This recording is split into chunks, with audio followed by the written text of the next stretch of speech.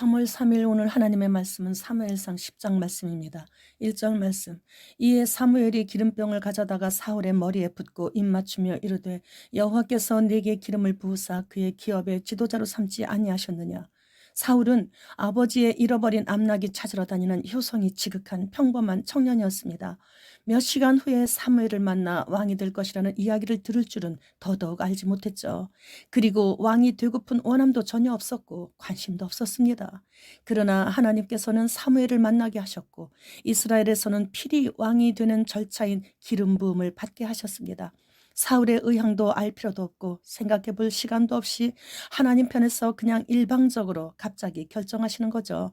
우리도 마찬가지예요. 내일 일을 알지 못하기에 그날 하루하루 감사하면서 사는 것이 우리가 해야 할 일이고, 모든 것은 다 하나님께서 그분의 주권을 인정하는 백성들에게 가장 선하시고 아름다운 길로 매 순간 인도해 주시고 계시죠. 왕이 될 자격을 인정해주는 기름을 붓는 의미는 자신에게 맡겨진 직분이 하나님께로부터 왔음을 나타내는 상징적인 행동이에요.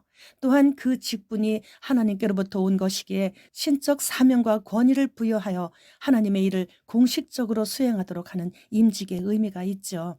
또한 그렇게 하나님으로부터 직분을 받은 일꾼에게 성령을 부어주시는 것을 상징하고 있는 것입니다. 이사야서 61장 1절. 주 여호와의 영이 내게 내리셨으니 이는 여호와께서 내게 기름을 부으사 가난한 자에게 아름다운 소식을 전하게 하려 하심이라. 나를 보내사 마음이 상한 자를 고치며 포로된 자에게 자유를, 갇힌 자에게 노임을 선포하며. 교회에서 직분을 줄 때도 장로, 안수집사, 권사 이렇게 임명할 때 기름을 붓는 예식을 치릅니다. 그러면 기름 부음 받은 직분자는 이사야서 61장 1절 말씀대로 살라는 하나님의 명령이시거든요. 먼저 심령이 가난한 자에게 복음을 전해주는 것이 직분자의 첫 번째 사명이고, 마음에 고통이 있는 자에게 말씀으로 고침받을 수 있도록 인도해주고 도와주고, 마귀에게 사로잡혀 고통받는 자에게 예수 그리스도 이름으로 노임받을 수 있도록 기도하며 선포하여 그를 그리스도인의 자유를 누릴 수 있도록 도와주라고 하시는 명령을 수행하라고 직분을 주시는 것이거든요. 그런데 언제부터인가 변질되어서 장로, 안수집사, 권사, 임직식 할 때 각각 직분에 따라 정해준 돈을 내야 한다는 것이에요. 돈이 없어서 못 내면 못 받는 것이라는 거예요. 누구예요, 그 사람? 전 몰라요. 그러나 하나님께서는 일일이 행위록에 다 기록해 놓으시고 어서 오너라, 그때 보자 하시고 그의 수명을 허락하신 그날까지 참고 기다리시고 계심을 안다면 지금 당장 그 추악한 강도질하는 짓을 멈춰야 하는 것이에요. 돈 받고 임명장 준 자, 돈 내고 임명장 받은 자 다 그 책임을 면할 수 없게 되는 거죠, 그날에. 또 교인들끼리 교회에서 돈 얘기는 절대 금물입니다. 자신의 유익을 위한 그 어떤 장사도 금물이에요. 돈 빌린 사람이 떠나게 되면 돈 빌려준 사람도 떠나요. 교인들이 돈 거래를 교회에서 시작하면 얼마 안 가서 그 교회는 텅텅 비게 됩니다. 1차적으로는 목사가 손해를 본 것 같죠. 그러나 근본적으로는 하나님께 큰 손실이 되는 것이죠. 목사가 교인의 사정을 그래도 어느 정도 대충은 알아요. 정직하게 신실하게 열심히 사는데도 힘겨워하는 그런 교인이 있다면 교회 재정을 풀어서 최선을 다해 돌봐주는 것이 성경적이에요. 자신의 교회 교인이 대학에 합격했는데 등록금이 없어 진학을 못하고 알바 자리로 나가게 된다면 교회에서 도와줘야죠.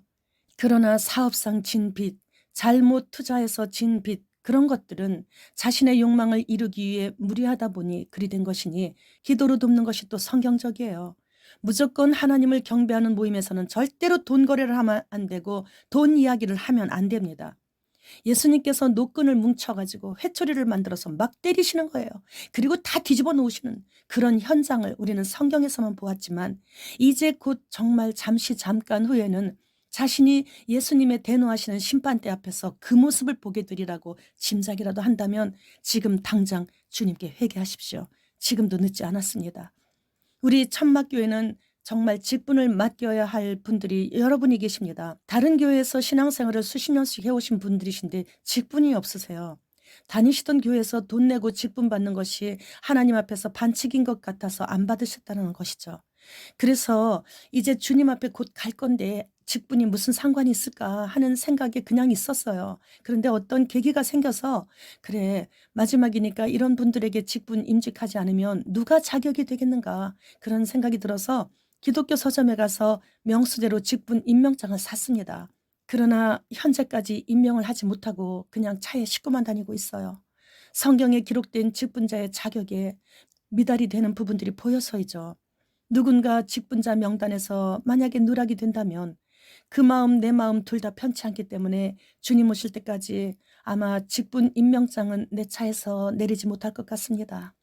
우리는 말씀을 읽고 알았고 깨달았으면 직분을 줄 때도 받을 때도 하나님 앞에서 해야 되기 때문에 참으로 조심스러운 것이거든요.